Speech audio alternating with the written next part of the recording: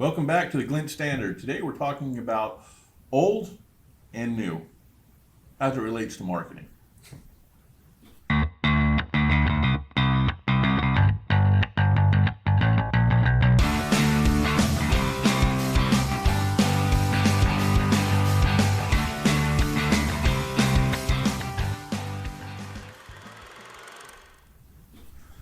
Age-old debate.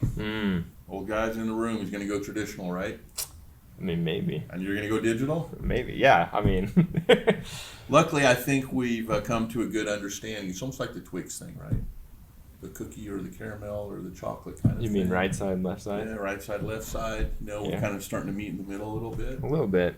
Traditional's still better because it's been around longer. Ooh. And there's a lot you could have learned from that had you been around when that started. Okay.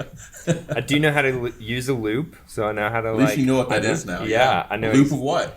I have no idea, but glass. So I don't know where the term came from. I wasn't around when they made it, but I do know what it is and how to use it. Well, there you go. See, I've done something there. That's good.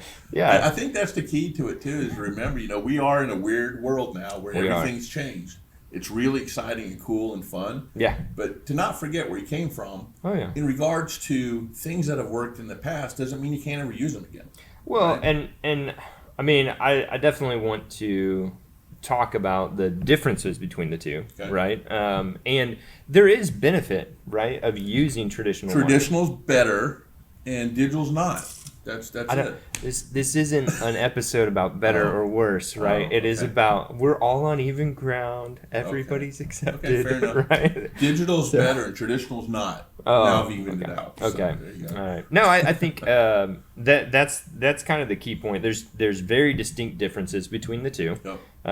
And there are benefits. Even I see the benefits of traditional marketing, right? TV, radio, billboard, print, the newspaper's not dying. I know why they keep saying that it's going to. It's not really going anywhere. We all need news. So, I think that's kind of where everything is headed, right? And we saw this big push, I would say back in early 2000s when, or even a decade after that, when we saw huge pushes towards new media, right? The new digital formats, the YouTube, and now we have Google, and we have, Pinterest and social media, and all these things are now being added, and they're coming on even faster than they ever were, right? But that was, over a decade ago, and we still have TV, we still have local news. That's the thing, right? It's not going away. It's not. But it has changed. It definitely has changed. And the way is being used has changed.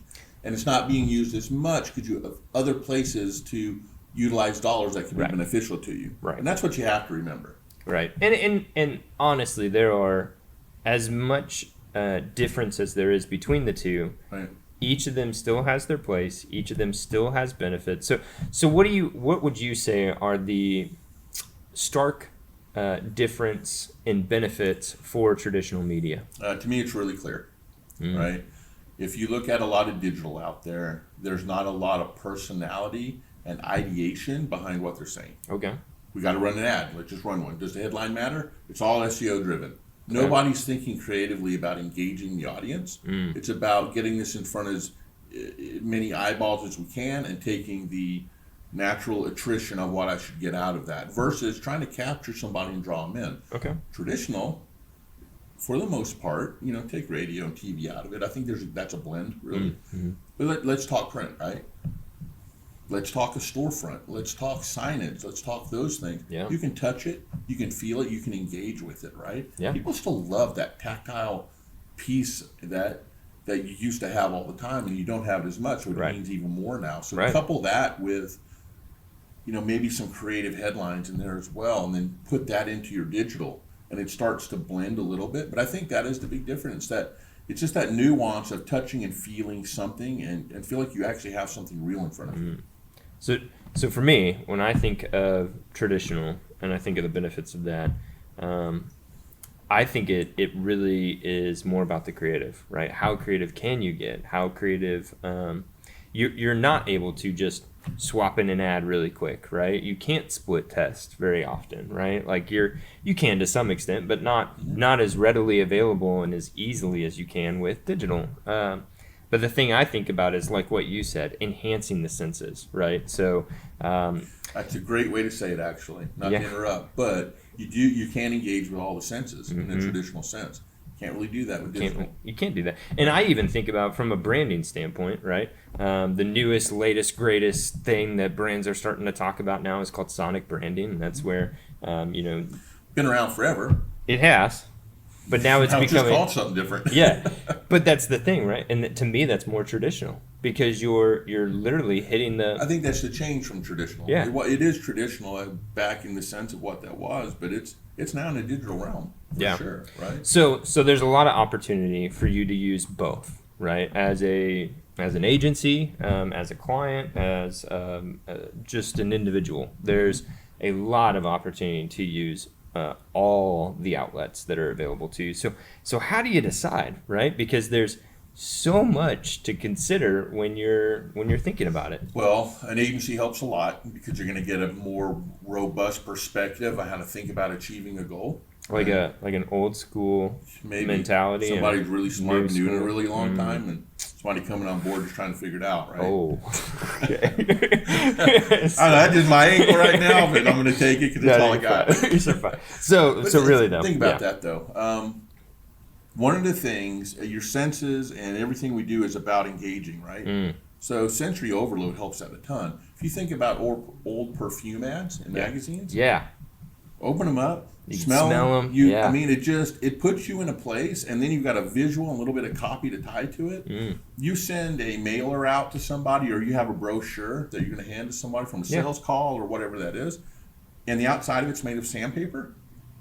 That's so unique. So unexpected, and why? Yeah. And then you read about, and now you've engaged them more. Maybe there's a different piece of paper on the inside. It feels different.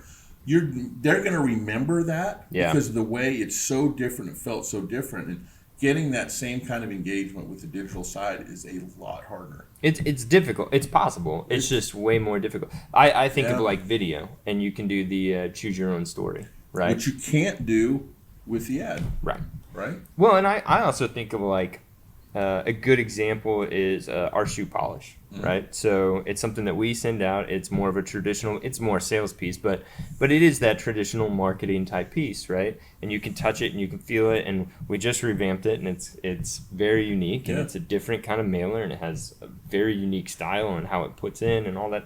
And so it's something that engages people, right? An immediate engagement of like, that's where I think it's the creativity that I was talking about. You have to get very creative. Does it also show care, though? I mean, is that the difference? Where we're not just running an ad to try and build business. We're trying to touch in a unique and different way to open the door, right? To be able to maybe re-engage later with, digital, be it email, be it ads, whatever that is. Right. Or do we walk through the front door?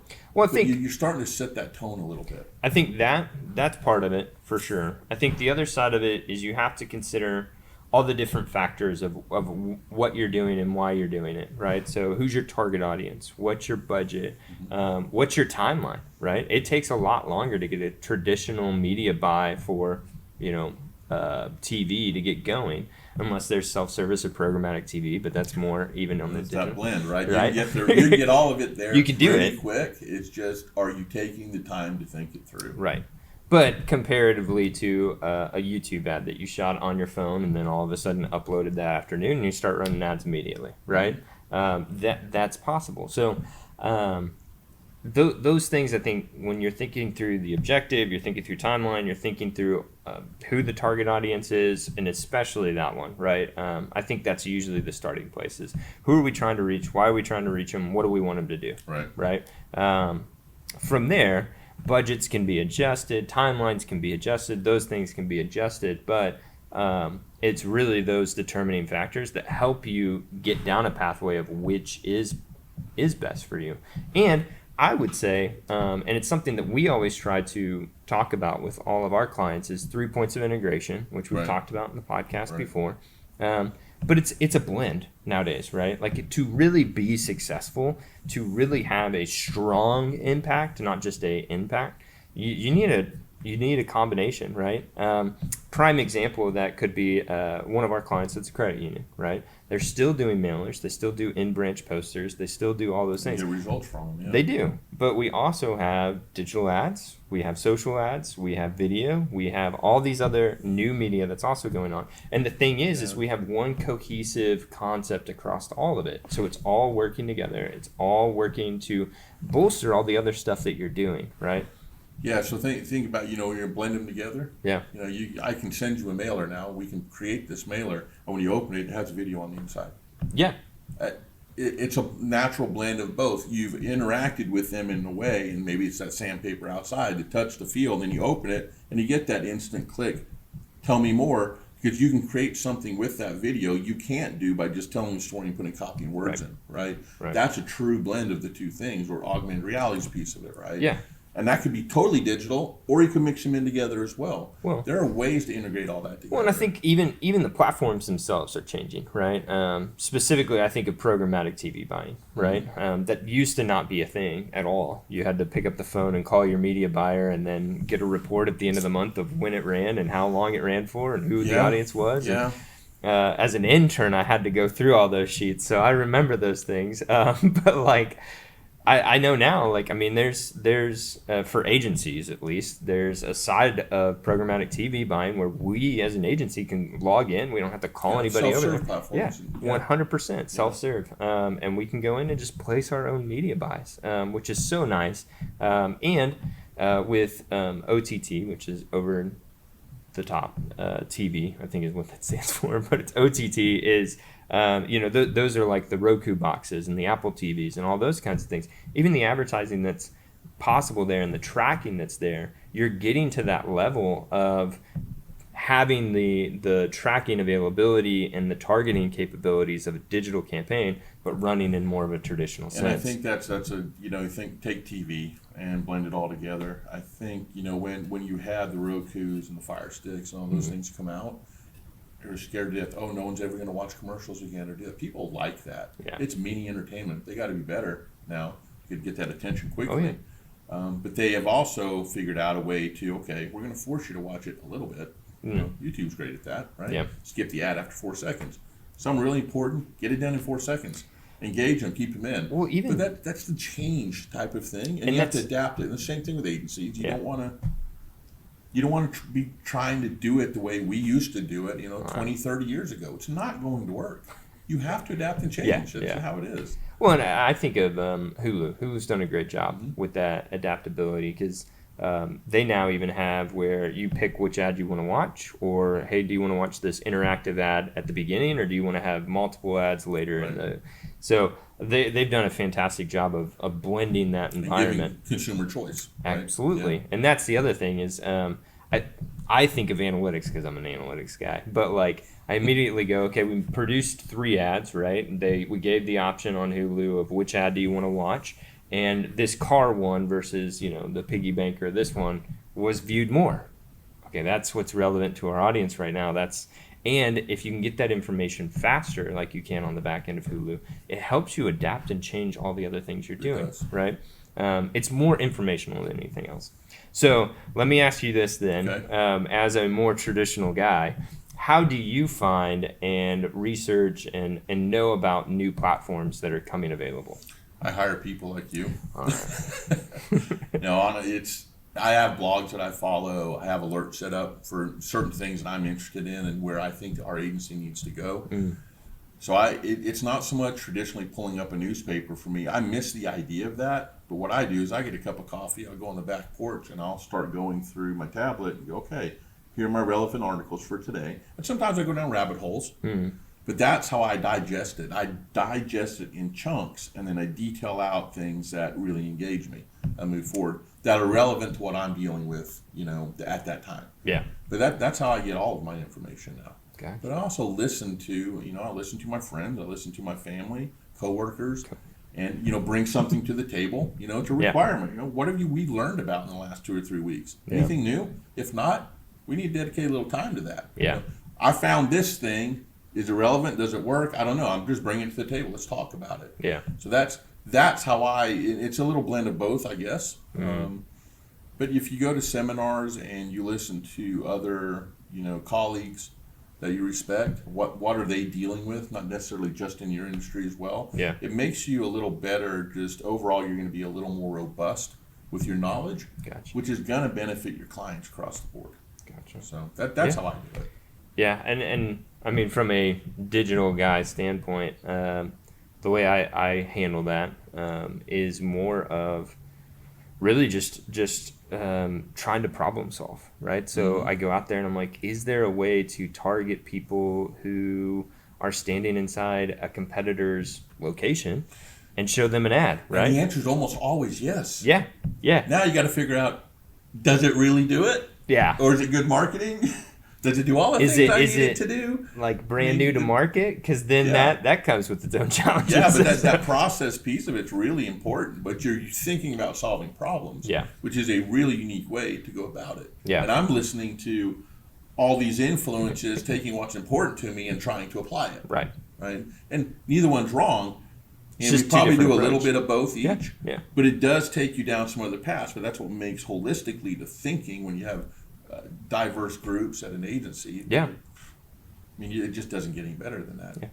Well, we'd love to hear from you guys. What are some new platforms that you've maybe heard about, or where do you find new platforms? Or old platforms too that still work really, really well. Okay. Yeah. Just saying. No, we'd love to hear from you guys though. Reach out to us, leave a comment below if you're watching the video, and if not, if you're listening to the podcast, send us an email, agency@theglintstandard.com.